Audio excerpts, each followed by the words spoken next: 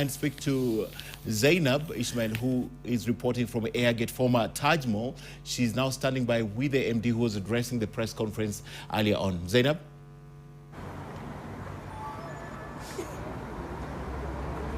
Thank you so much, Ken Mijungu. Of course, we're here outside the Taj Mall shopping center, now known as Airgate. And of course, the MD, Ramesh Gorasia, has just received a demolition order, or rather eviction order from an agency that, of course, is supposed to take a look at illegal structures within Nairobi. And of course, just joining me right now is Gorasia. Thank you so much for joining us. You did tell us earlier on today during the press briefing is the fact that you do not intend to even go to the court to stop an injunction on, to stop the demolition of this structure. Why is that? And you seemed very emotional, saying you, of course, have built this building on your private land that you've bought.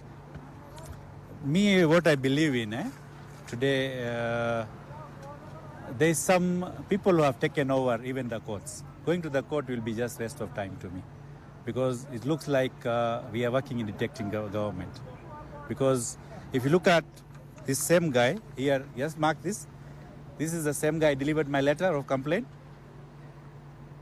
After I complained, he sent me the letter, which does not have LR number, does not have anything, whereas I've been corresponding with National Land Commission in Kura for last 5 years. I mean, what kind of professionalism do we have in this country? Even I go to the court, I don't know whether the court has been hijacked, that I'll be get order or what. I don't understand. Because if all the correspondent National Land Commission had authority to revoke or do anything, there's that letter they gave me, clearly said that this mall is on private land, and Kura also gave me a letter to say that this does not affect the road. So, I mean, whose interest is here? Is we are looking at the country interest, or some individual who is after this mall who wants to tarnish my political life? I don't understand. But there is something, somewhere, some problem is there. This is not for the public, this is for personal interest. There's some personal interest, and there are certain powers which we have given as a public. So if mall goes down, they told me to remove it by 30th August. But I'm challenging him, I'm not going to remove it. If he wants to come and remove it, he removes it himself. And he will, even he wants to ask for the cost, he can go to the court and ask for that. I'm going to defend myself. I have no problem. Because I know God is there, and God is for the people who do right things. You may be having a power with the wrong intentions, but hiyo ni siku chache tu. Siku chache ndio kuna powers, ile utakaa naye, utaharibu maisha ya mtu straightforward. Mtu utaangalia, Mungu ataangalia. God is there for the people who have worked hard, who have done honest work, and God always takes us. We say there's a bad deeds and good deeds, isn't it? Kama mtu atafanya bad deeds ya kubamua jumba, si God atadili na yeye. Sumeelewa? But mimi, I'm telling openly to any authority, I'm not going to remove these structures. Even they are saying 15th August, not even to my death. I'm not going to remove it myself. Mtu anakaja kutoa, akuje atowe manyewe. Aseme, mimi ndio nimekuja kutoa, anakuje manyewe first the person who is ordering. Asipatie hii administration. If he is the president, if he is the deputy president, governor akuje mambia Ramesh, mimi nakuja kutoa, amambie mimi personally. Yeye ndio ameorder kufanya hiyo maneno. Asiwate tumie administrator ile anafanya kazi mushara, and you back of the administration, you are hiding. Come out, face me. I'm there to face you. And God is there, and I'm not scared of anybody. I'm only scared of the God. I do right things, and I'm going to do right things the way required by the law of Kenya and approved by the Constitution of the Kenya. And if they're not working within the Constitution of the Kenya, let God deal with it. So, Mr. Ramesh, you're saying that the demolition of this structure is not because it lies on a reserve, on a road reserve? No, that's wrong completely, because it's clearly they can. Then let's say they cannot prove it. That's why they gave me the letter. You saw the letter just now in my office, which is very clear determination that this land belongs to the private people. And what government, that time which government was there, they follow the procedures to allocate the lands, and which was allowed. It's not that only Taj Mall is allocated. How many lands have been allocated in Kenya? So many. Yeah? So they would not say, and they have been receiving the land rates and rate till today. Why would not stop 5 years before to stop receiving the land and the rent. You're telling me you are my tenant, I'm continue paying the rent, but you still, you go out of that place. Will you agree? Utakubali hiyo kitu? Utaendelea kunipa na rent na utatolewa nje? Utakubali? I'm still continuing the rent. I also paid the 2018 rents and land rent. How will it going to be removed? These are leasehold property. These are all leasehold properties belongs to public. That's why they're called leasehold. We are as a public Republic of Kenya has leased people to do business for 99 years. Now they have reduced to 50 years. Yeah? If they want to have it back, they can wait for 99 years.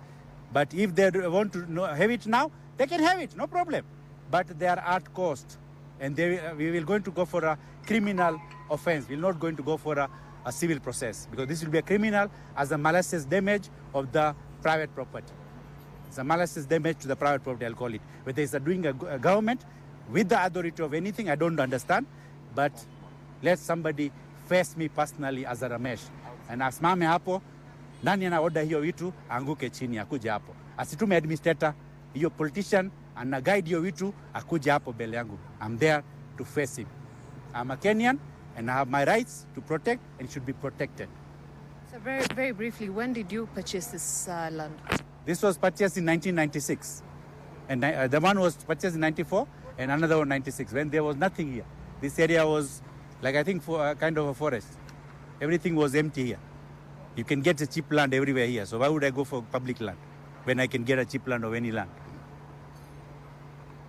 And this was my first property in Kenya to purchase. First property. When I was 21 years old. Mtoto tu. Ile amefanya ujaso when I made a small profit out of this Basco paint. I was building Basco paint. And I got a small profit. I thought of investing back within the same area, so that I can be able to do development later on.